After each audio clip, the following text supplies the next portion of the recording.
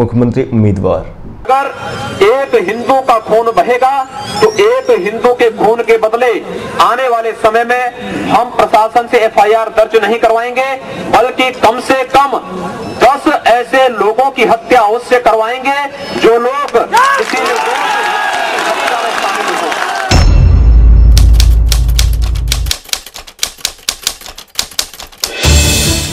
अपने विवादित भाषणों के कारण हमेशा विवादों में रहने वाले भाजपा सांसद योगी आदित्यनाथ उत्तर प्रदेश मुख्यमंत्री पद के उम्मीदवार होंगे।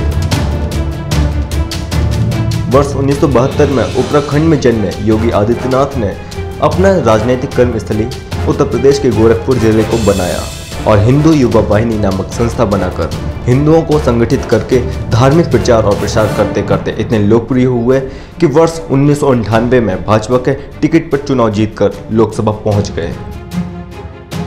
योगी आदित्यनाथ की पहचान एक कट्टर हिंदूवादी नेता के रूप में होती है। वंदे मातरम का गायन नहीं कर सकते आप, भारत माता की जय नहीं कह सकते हैं, भारत की धरती पर रहेंगे, भारत का अन्न खाएंगे, भारत का पानी पिएंगे, भारत में अपने सारे कर्म और कुकर्म करेंगे और उसके बाद कहेंगे कि भारत माता की जय नहीं कहेंगे।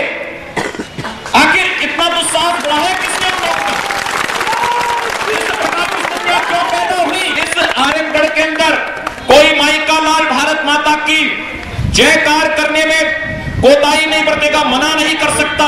शिवली जैसे कॉलेज या किसी मदरसे में कहने पर कोई व्यक्ति इनकार नहीं कर सकता।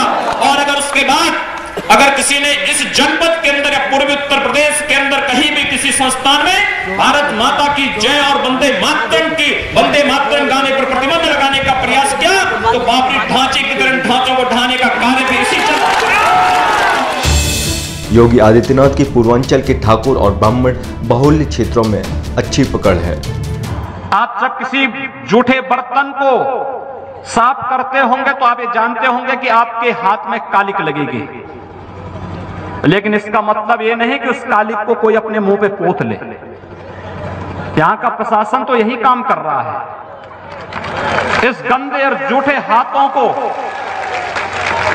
व्यवस्था से हटाने की बजाय उस कालिक के साथ स्वयं लिप्त होकर के उसको अपने मुंह पर, अपने चेहरे पर पोतने का कार्य कर रहा है। और ये युवा आज आया है यहां पर उस कालिक को पोतने के लिए, उस कालिक से मुंह साफ करने के लिए, बताने के लिए कि नहीं ये कालिक मुंह पे नहीं लगना चाहिए, इसको हटाइए।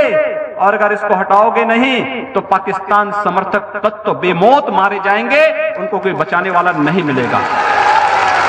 हम कहना चाहते हैं जिन्हें पाकिस्तान प्यारा है वे पाकिस्तान में जाएं,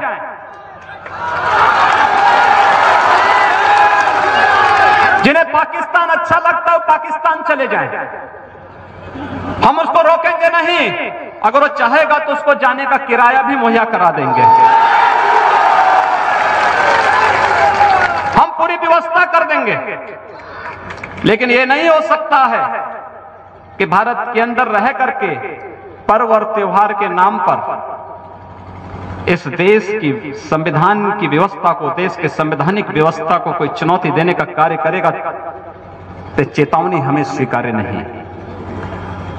हम उसका जवाब उसी भाषा में, और उसका जवाब जिस भाषा में वो जानेगा, जिस भाषा में वह उस सीखना चाहता हो, जिस भाषा में वह अच्छी तरह समझ सकता हो, उस भाषा में उस जवाब को हम देना जानते हैं। और अगर प्रशासन ही चाहता है तो फिर तैयारी कर ले। ये हमारे लिए बहुत कठिन नहीं इस प्रकार के तत्वों पर नकेल कसना, एक झटके में सब काम ठीक हो जाएगा। उत्तर प्रदेश विधानसभा चुनाव के गहमा गहमी में सभी दलों ने अपने उम्मीदवारों की घोषणा कर दिया है, सिर्फ भाजपा पीछे रह गई थी। आंकलन लगाया जा रहा था कि राजनाथ या कल्याण सिंह भाजपा के मुख्यमंत्री पद के उम्मीदवार होंगे, लेकिन जब कांग्रेस ने ब्राह्मण उम्मीदवार दिया तो भाजपा के लिए संकट पैदा हो गया। इसलिए भाजपा ने ठाकुरों को दरकिनार कर ब्राह्मण कार्ड खेलने का निर्णय लिया। राष्ट्रवादी ताकतों के सामने अवसर आया है, एक अवसर है, और अवसर से अगर आप चूके तो फिर आने वाला इतिहास फिर कभी आपको माफ नहीं कर सकता, कभी नहीं कर सकता है। ये जितनी ऊंचे जब आप इस जनपद के अंदर जाते हैं, कहीं से भी आप घुसे तो आपका स्वागत बड़ी बड़ी मीनारें करती हैं। ये मीनारें आपकी सुरक्षा के लिए हैं क्या? क्या इनसे आपकी सुरक्षा होगी? क्या इनसे इस राष्ट्र की सुरक्षा होगी? क्या इनसे हमारी आने वाली पीढ़ी की सुरक्षा होगी। राष्ट्र की व्यवस्था शस्त्र और शास्त्र दोनों से चलती है। शस्त्रेण रक्षते राष्ट्रे शास्त्र चिंता प्रवर्तते। शस्त्र से रक्षित राष्ट्र ही शास्त्र चिंतन कर सकता है। आज हम सब आपसे यही अपील करने के लिए आए हैं, विश्वासघात का बदला भी दीजिए, राष्ट्रवाद की स्थापना भी कीजिए और शस्त्र और शास्त्र की अपनी पुरानी परंपरा को स्थापित करने के लिए उसकी शुरुआत इस आर्यगढ़ से शुरुआत करिए। केवल माला जपने से काम नहीं चलेगा, कुछ लोग भाला चलाने वाले भी होंगे। हम सब एक धर्म युद्ध की तैयारी कर रहे हैं। जिहाद का मुकाबला केवल धर्म युद्ध कर सकता है। लोग कहते हैं कि आखिर हिंदू बाहिनी गठित करने का मतलब क्या था। मैंने कहा आवश्यकता है। हिंदू अलग संस्कृति है, मुस्लिम अलग संस्कृति है, दोनों एक साथ नहीं रह सकती। दो संस्कृतियां कभी एक साथ नहीं रह सकती हैं। ये टकराव होगा, जरूर होगा। और जब दो संस्कृतियां एक साथ नहीं रह सकती, इसलिए उसका विभाजन असंभव ही है, अवश्य होना चाहिए। एक चेतावनी है। और हिंदू चेतना रैली को जो हम लोग कर रहे हैं, पूर्वी उत्तर प्रदेश के प्रत्येक क्षेत्र में जब हिंदू चेतना रैली हो रही है, तो हिंदू चेतना रैली बंधुओं केवल चेतना ही नहीं, हिंदू चेतना को जागृत करने के लिए ही नहीं, हमारा एक कार्यकर्ता ठीक ही कहा, हिंदू चेतावनी रैली भी है। एक संकल्प हम सबका होना चाहिए। अगर आप देश को बचाना चाहते हैं तो इस देश के अंदर इस प्रकार का जज्बात पैदा करिए, इस देश के अंदर इस प्रकार की स्थितियां पैदा करिए, क्योंकि हिंदुओं का संगठन कर सके, हिंदू समाज को एक सूत्र में जोड़ सके, आक्रामकता के साथ अपनी कार्रवाई को अंजाम दे सके। इसलिए हम लोगों ने हिंदू वाहिनी का गठन किया है। अब देखना यह है कि क्या योगी भाजपा की नैया उत्तर प्रदेश में पार लगा पाएंगे, क्योंकि उत्तर प्रदेश में जहां कट्टरपंथी योगी को पसंद करते हैं, वहीं पढ़े लिखे बुद्धिजीवी और शांति प्रिय लोग बिल्कुल पसंद नहीं करते हैं।